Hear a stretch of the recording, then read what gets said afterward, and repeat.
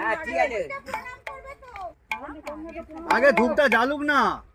আরে দাঁড়ান, আগে ঘর করে ফেলতেছে, দাঁড়ান না তো।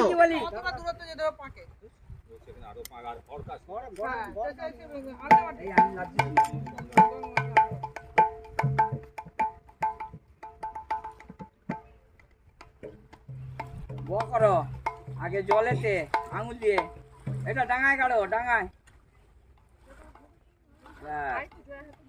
ও ঠিক আছে,